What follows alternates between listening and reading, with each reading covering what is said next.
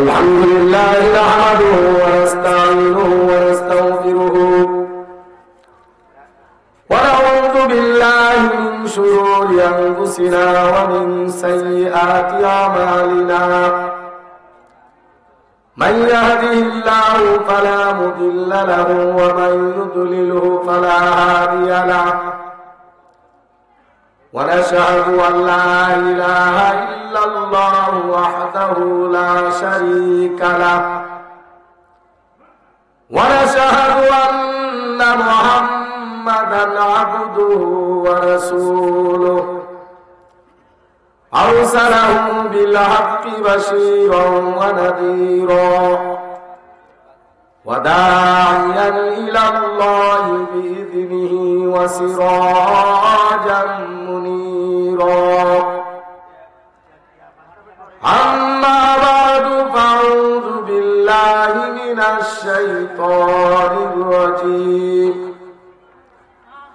بسم الله الرحمن الرحيم إن الله وملائكته يصلون على النبي يا أيها الذين آمنوا صلوا عليه وسلموا تسليما اللهم صل على سيدنا مولانا محمد وعلى آله مولانا محمد اللهم صل على سيدنا مولانا محمد وعلى آله مولانا এই দুনিয়া পরে থাকবে আমরা একদিন থাকব না এই দুনিয়া পরে থাকবে আমরা একদিন থাকব না গরিব বলো ধনী বলো গরিব বলো ধনী বলো আজরাইল কাউকে ছাড়বে না আল্লাহুম্মা সাল্লি আলা সাইয়্যিদিনা মাওলানা মুহাম্মদ ওয়া আলা আলি সাইয়্যিদিনা মাওলানা মুহাম্মদ কবর যদি চাও জালা দুরুদ বানাও গলার মালা কবর যদি চাও জালা দুরুদ বানাও গলার মালা দুরুদ পরে আল্লাহ তাআলা দুরুদ পরে আল্লাহ তাআলা মুহাম্মদ ইয়া রাসূলুল্লাহ আল্লাহুম্মা সাল্লি আলা সাইয়্যিদিনা মাওলানা মুহাম্মদ ওয়া আলা আলি সাইয়্যিদিনা মাওলানা মুহাম্মদ লা ইল্লাল্লাহ লা ইলাহা ইল্লাল্লাহ লা ইলাহা ইল্লাল্লাহ লা ইলাহা আল্লাহ ছাড়া মাবুদ নাই আমার নবীজি ছাড়া উপায় নাই আল্লাহ ছাড়া মাবুদ নাই আমার নবীজি ছাড়া উপায় নাই সেই নবীকে পাইতে হলে সেই নবীকে পাইতে হলে ওলি আল্লাহর দয়া চাইলা আইলা ইল্লাল্লাহ লা ইলাহা ইল্লাল্লাহ লা ইলাহা ইল্লাল্লাহ লা ইলাহা ইল্লাল্লাহ লা ইলাহা বহু দূরে মদিনা আমরা কেমনে যাব জানি না আল্লাহ বহু দূরে মদিনা আমরা কেমনে যাব জানি না দয়ার আল্লাহ দয়া করো দয়ার আল্লাহ পুরাও মনের বাসনা লা ইলাহা ইল্লাল্লাহ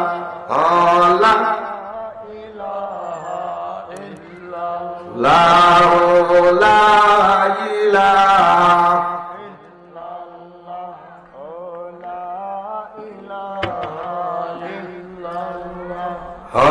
লা ইলাহা ইল্লাল্লাহ লা ইলাহা খেলা মুমিন প্রেমের খেলা মরারা গে মরণ বালা খেলা মুমিন প্রেমের খেলা মরারা গে মরণ বালা জীবিত প্রাণে মরতে পারলে জীবিত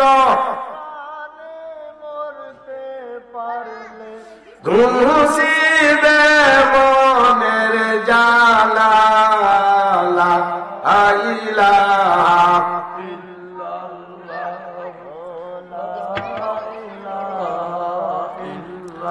লা ইলাহা ইল্লাল্লাহু মুহাম্মাদুর রাসূলুল্লাহ সাল্লাল্লাহু আলাইহি ওয়াসাল্লাম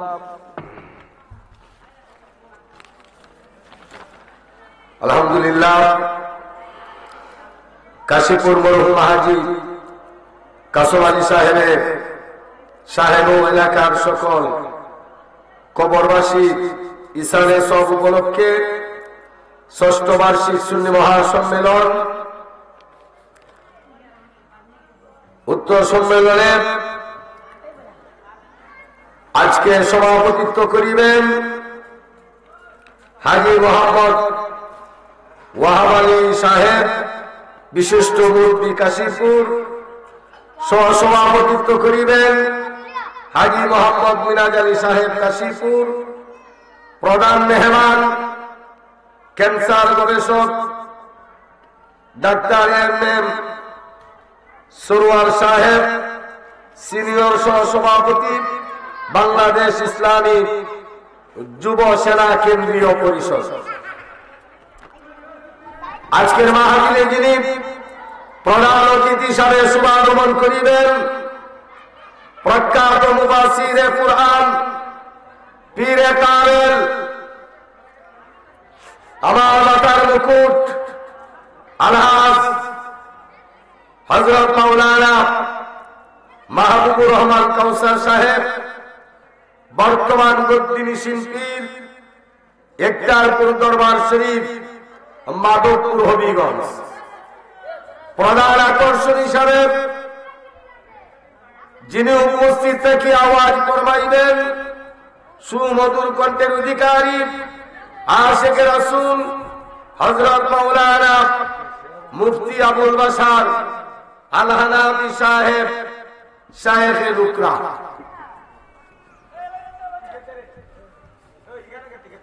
বিশেষ অতিথিবৃন্দ হযরত মাওলানা মনির হোসেন মিয়াজি সাহেব, সুপার সান্দুকুর দারুস সুন্নাহ দাখিল মাদ্রাসা, ফিরজাদ আলহাজ মাওলানা আমিনুল হক আল কাদরি সাহেব, পরিচালক রহমানিয়া দরবার শরীফ, হযরত মাওলানা মুফতি হাফেজ আব্দুল কাইয়ুম সাহেব, খতিব কাশীপুর পশ্চিম পাড়া জামে মসজিদ, হযরত মাওলানা হাফেজ মুজাহিদুল ইসলাম প্রধান শিক্ষক, দেওগাছ খাজা মঈনুদ্দিন চিশতি রহমাতুল্লাহ আলাইহি, হাফিজিয়া মাদ্রাসা সোনারগাঁও, হযরত মাওলানা জাফর আহমদ সাহেব, খতিব রিসি চক বাজার জামে মসজিদ, হযরত মাওলানা হাফেজ হাফিজুর রহমান দুলাল সাহেব, প্রধান শিক্ষক তেগুরিয়া সুন্নি হাফিজিয়া মাদ্রাসা হবিগঞ্জ, হযরত মাওলানা হাফেজ মঈনুদ্দিন সাহেব, খতিব কাশীপুর পূর্বপাড়া জামে মসজিদ, হযরত মাওলানা হাফেজ মনিরুল ইসলাম ইদিনিয়া সাহেব, খতিব কাশীপুর মধ্যপাড়া জামে মসজিদ, হযরত মাওলানা হাফেজ আব্দুল হক চৌধুরী সাহেব, খতিব নাজিরপুর জামে মসজিদ। দাওয়াত ক্রমে হযরত মাওলানা হাফেজ কারি জাকারিয়া আহমদ, পরিচালক নূরে মদিনা হিফজুল কুরআন মাদ্রাসা ও ইতিমখানা কাশীপুর। বারাকাল্লাহু ফি হায়াতি। সম্মানিত দেশবাসী, আমি আপনাদেরকে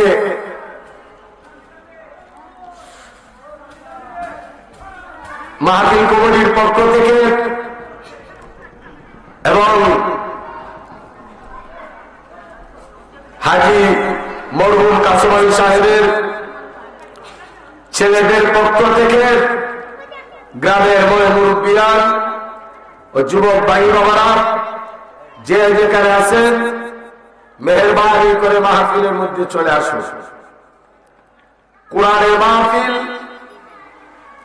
নাজাতের মাহফিল, জান্নাতের মাহফিল। ওই মাহফিল আসলে লস হবে না। যতক্ষণ আমরা বসে থাকব ততক্ষণ পর্যন্ত আল্লাহর রহমত বর্ষিত হইতে থাকবে। আমরা যদি মাহফিলের বাহিরে থাকি, হয়তো ওয়াজ শুনতে পারেন, কিন্তু আপনি আমার ঘর পর জান্নাতের বাগান নয়। আজকের মাহফিল আল্লাহ রাসূল জান্নাতের বাগান হিসাবে ঘোষণা করেছেন। তাই আপনাদেরকে আমি আবারও দাওয়াত দিচ্ছি, মেহেরবানি করে ইমানি নূরানি মাহফিলের মধ্যে চলে আসুন। আমি আপনাদের সামনে মুক্তসর আলোচনা করব। তারপরে আমাদের যে দাওয়াতি মেহমানগণ, ওনাদেরকে দেওয়া হবে। আজকে যে মাহফিলটা করেছে আমার বাগনা জাকারিয়া, ওই গ্রামের মধ্যে তার মতো সন্তানাদি আরো আমাদের ফ্যামিলির মধ্যে আছে। কিন্তু দেখেন, তার মার অতি পরিশ্রমের কারণে এবং তার ভাইদের চেষ্টার কারণে সে আজকে মানুষ হয়ে তার বাবার রুহের মাগফিরাতের জন্য, গ্রামবাসীর মুর্দাদের রুহের মাগফিরাতের জন্য মাহফিলের আয়োজন করেছে। এতে আমরা খুশি না বেজার? কিন্তু মাহফিলের দিকে লক্ষ্য করলে বোঝা যায় না আমরা যে খুশি। আজকে কোরআনের মাহফিল, হাদিসের মাহফিল, গুনাহবাজের মাহফিল, জান্নাতের বাগান, তাকাইলে দেখা যায় মানুষ নাই।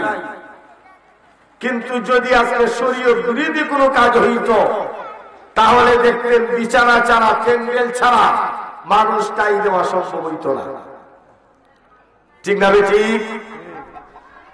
এখন নেক সন্তানের প্রয়োজন।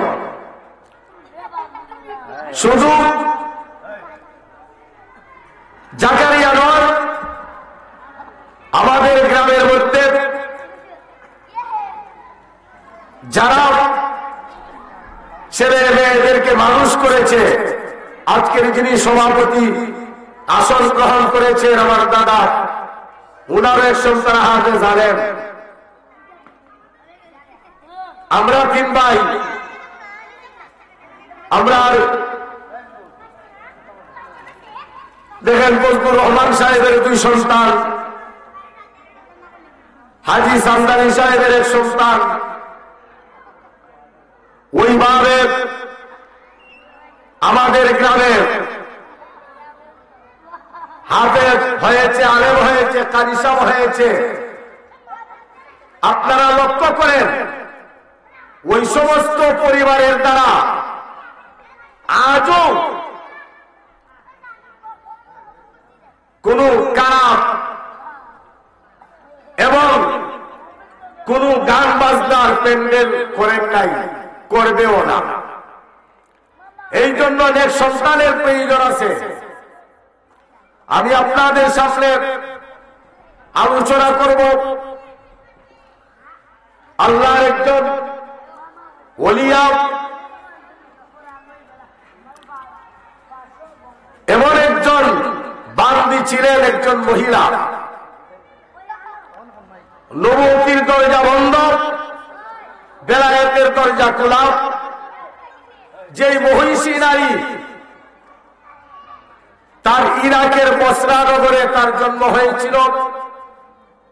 তার বাবার নাম হচ্ছে ইসমাইল, মায়ের নাম হচ্ছে মাইফুল। ওই মহিলার নাম হচ্ছে হযরত রাবেয়া বসরি রহমতুল্লাহি আলাইহা। কন্যা আলহামদুলিল্লাহ।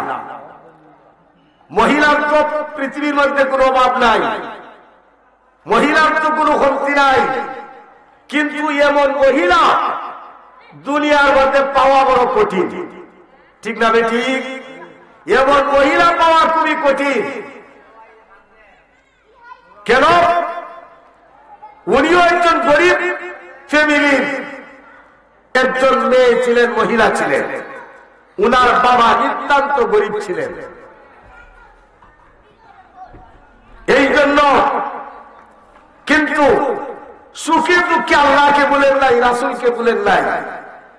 আল্লাহর দিদারের আশায় অনেক নির্যাতন সহ্য করেছে, অনেক কষ্ট সহ্য করেছেন।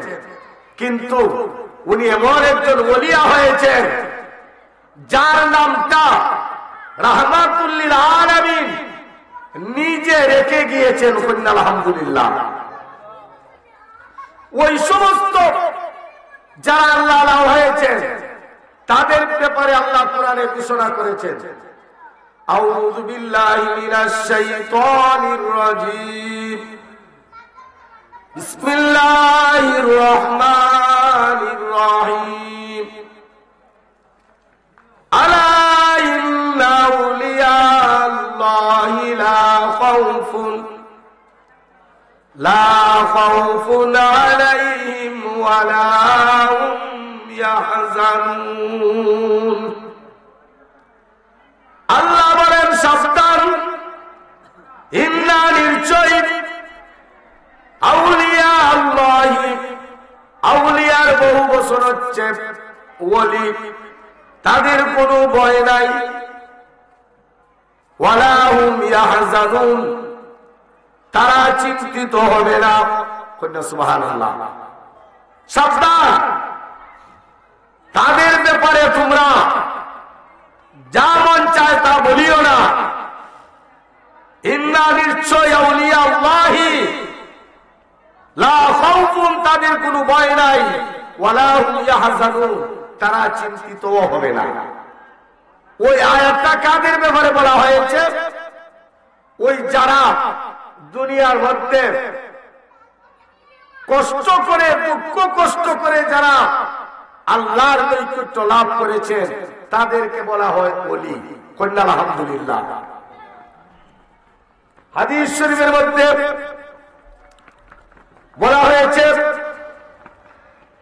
ইখবিতু রিফাতাল আউলিয়াইল মাসাকিন, আল্লাহর দরিদ্র ওলিগণের মতো মর্যাদা লাভের আশায় তোমরা সামনে অগ্রসর হও।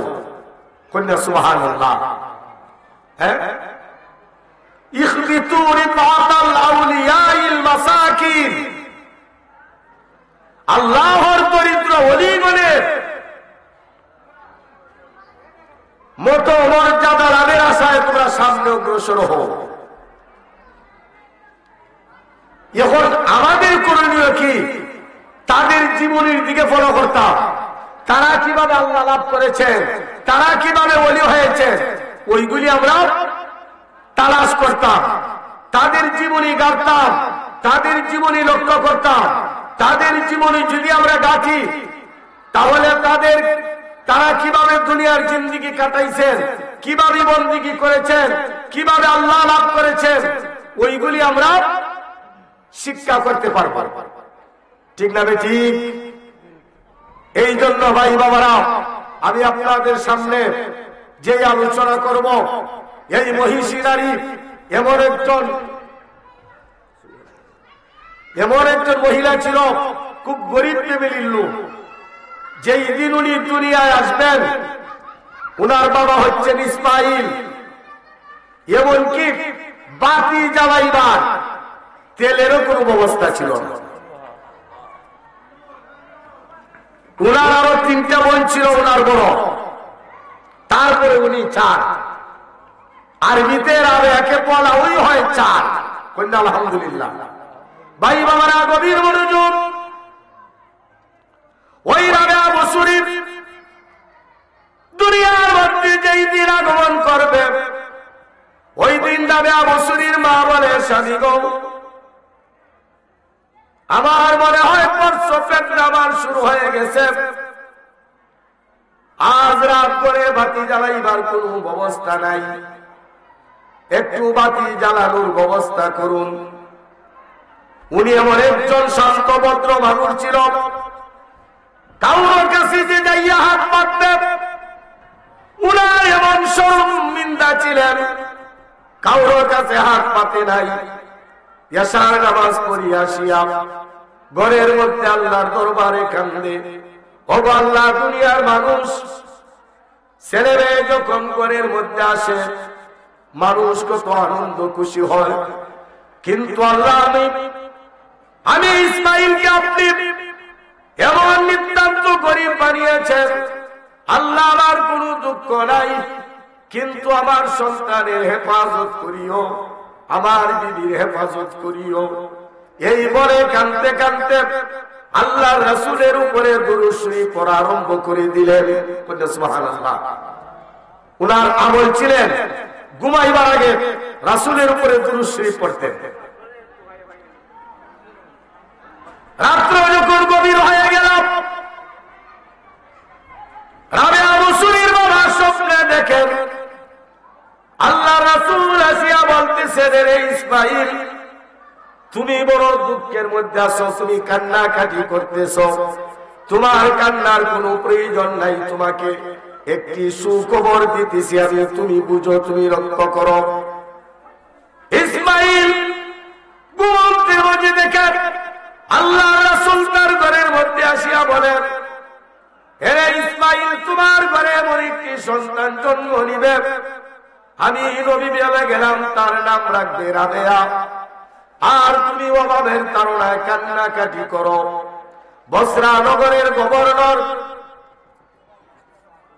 তুমি একটি পত্র লিখো, বসরা নগরের গভর্নর, আমি নবীর উপরে প্রতিদিন ঘুমাইবার আগে 100 বার দুরূদ শরীফ পড়ে, আর সপ্তাহে বৃহস্পতিবার দিন গত রাতে আমি নবীর উপরে 400 বার দুরূদ শরীফ পড়ে।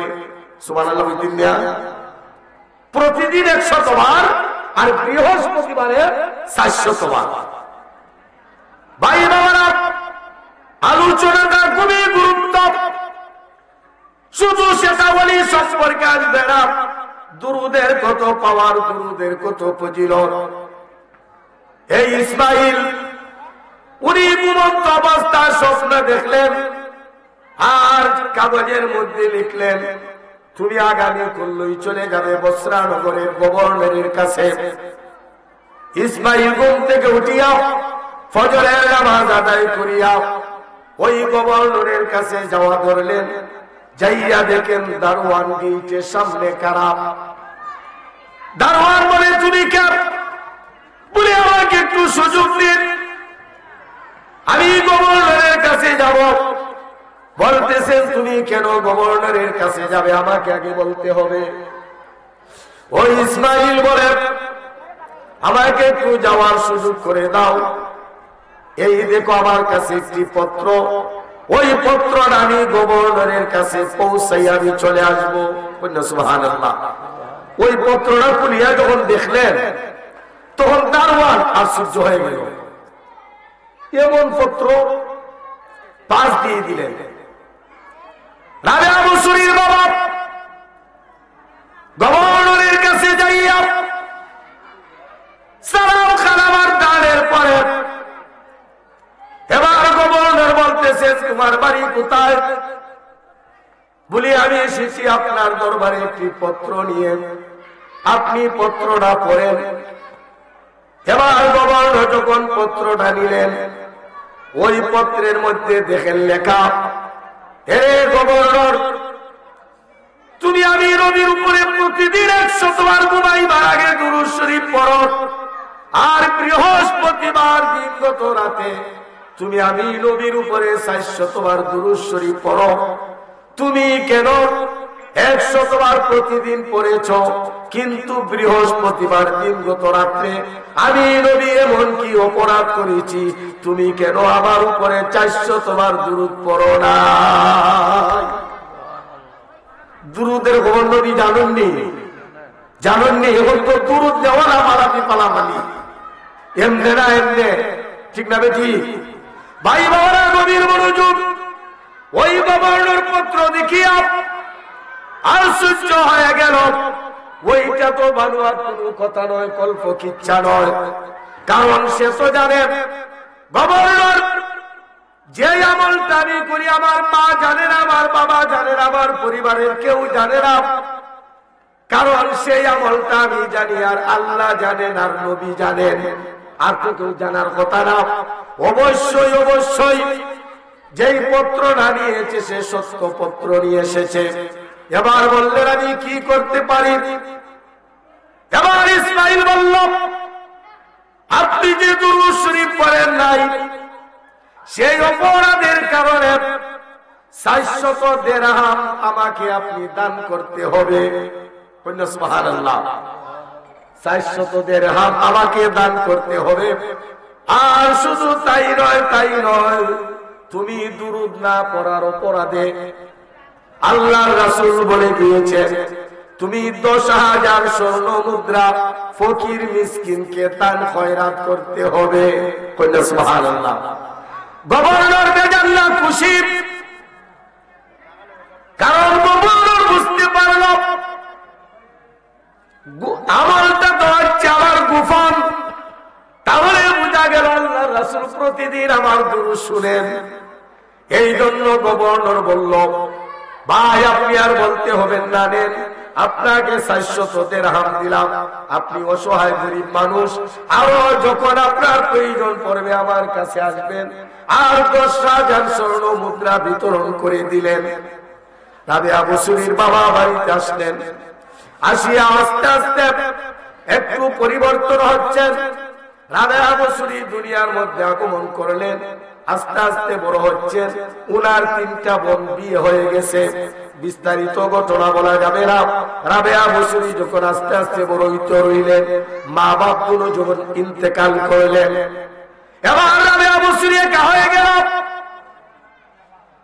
কিন্তু এমন সময় দেখা যায় ওই ইরাকের বসরা নগরে এমন একটি দুর্ভিক্ষ দেখা দিল, এমন একটি দুর্ভিক্ষ দেখা দিল, মানুষ পাগল পারা হয়ে গেল অভাবের তাড়নায়।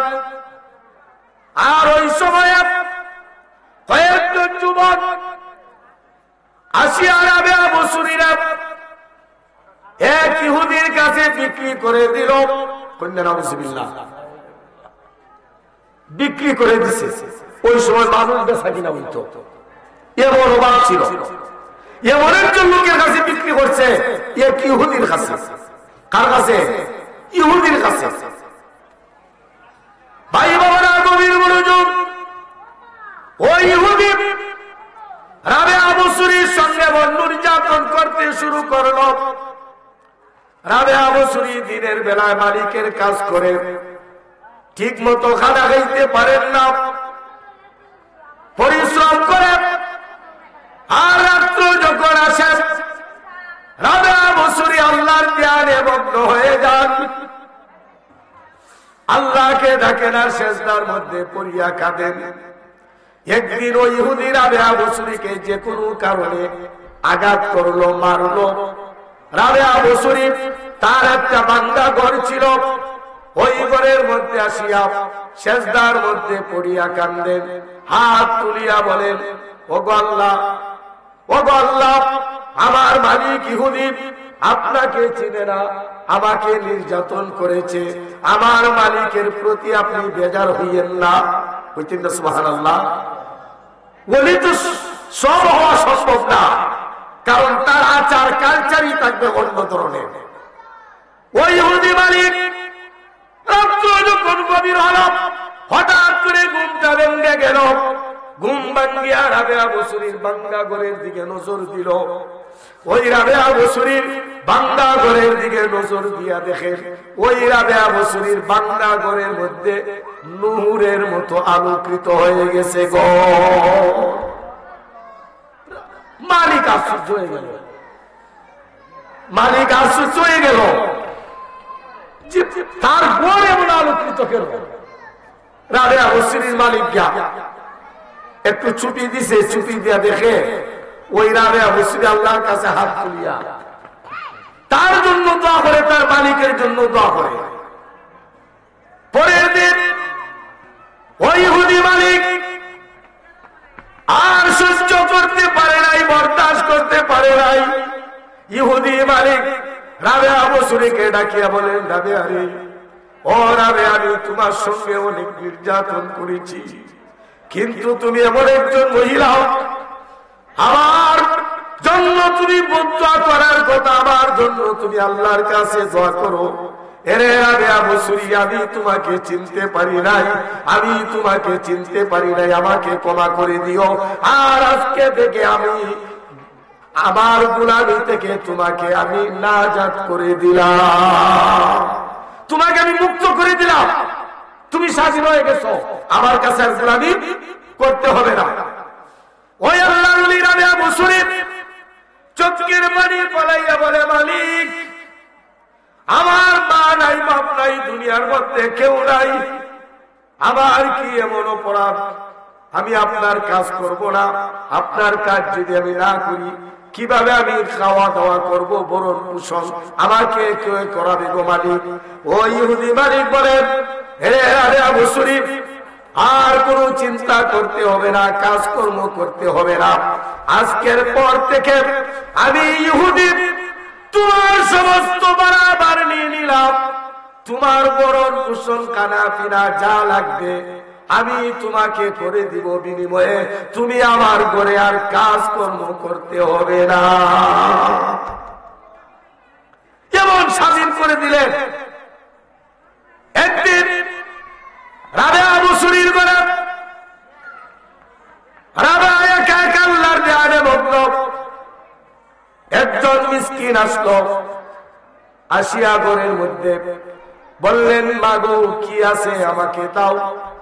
রাবেয়া বসুরীর ঘরের মধ্যে দুইটা রুটি, ইতিহাস দুইটা রুটি। এবার খাদেমাকে বললেন, খাদেমা,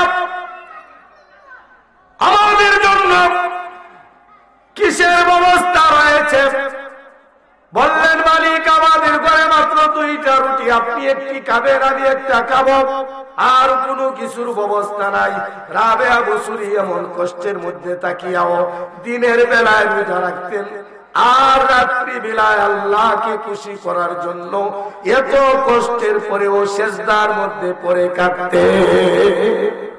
আল্লাহ লাভ করা এত সহজ নয়, আল্লাহ লাভ করা এত সহজ নয়।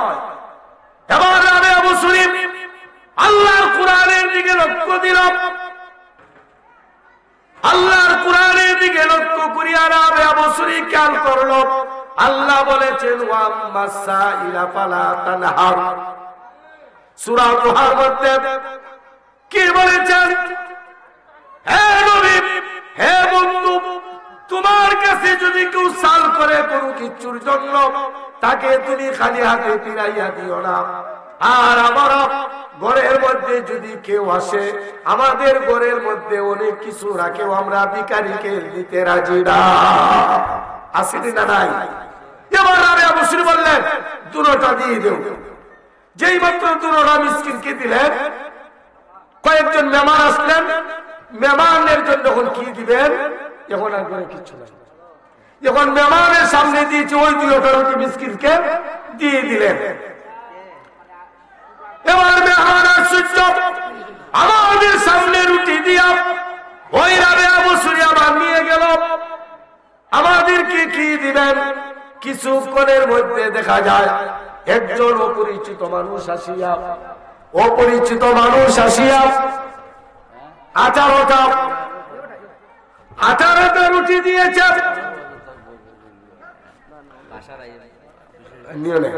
18টা রুটি এবার খাদেমার কাছে দিল।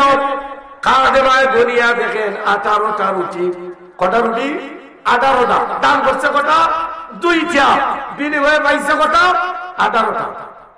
এবার রাবে আবু শরীফের কাছে আনিয়া বলেন, মালিক 18টা রুটি কোথায় থেকে জানি একজন অপরিচিত লোক দিয়ে গেছে। রাবে আবু শরীফ বলেন, ওই রুটি আমার না, ওই রুটি তুমি ফেরত দিয়ে আসো। সুবহানাল্লাহ। খাদেমা বললেন, ওই রুটি আপনার না, কি করে জানেন? এবার রাবে আবু শরীফ বলেন, এরে খাদেমা, তুমি জানো না আল্লাহ পাক রব্বুল আলামিন কোরআনে বলেছেন, মান জাআ বিল হাসানাতি ফালাহু আশরু আমসালিহা। কেউ যদি 1 টাকা আল্লাহর রাস্তায় দান করে, 1 টাকার বিনিময়ে আল্লাহ 10 গুণ তাকে দান করেন। বলেন সুবহানাল্লাহ। তো আমি 2টা রুটি দান করছি, এখন 2টা রুটির বিনিময়ে যদি 10 গুণ দেওয়া থাকে, তাহলে তো আমার 20টা রুটি আসার কথা, আমার 18টা রুটি এটা আমার না। বুঝতেন না? সুবহানাল্লাহ। কিছুক্ষণের মধ্যে দেখা যায় যে 18টা রুটি ফেরত দিয়েছিল, আবার ওই খাদেমার কাছে আরেকজন লোক আসিয়া বললেন, নেন আপনার মালিকের রুটি। এবার যেই মাত্র রাবে আবু শরীফের হাতের মধ্যে দিলেন, দিয়া দেখেন এক এক করে 20টা রুটি। এবার রাবে আবু শরীফ মুস্কি হাসিয়া বলেন, ওই যে রুটি পেয়েছি, ওই রুটি হচ্ছে আমার। নারায়ে তাকবীর, নারায়ে রিসালাত, আহলে সুন্নাত ওয়াল জামাত, কাশীপুর সুন্নি মহাসম্মেলন, আবুল বাশার আরাবী সাহেবের আগমন।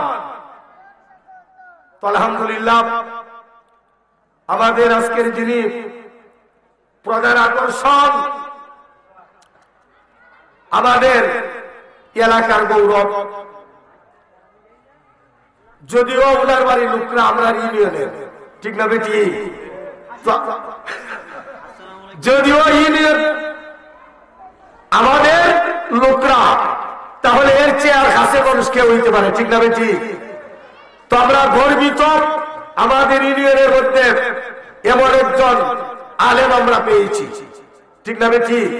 তো আমরা দেশের সন্তান। আমি অসমাপ্ত আলোচনা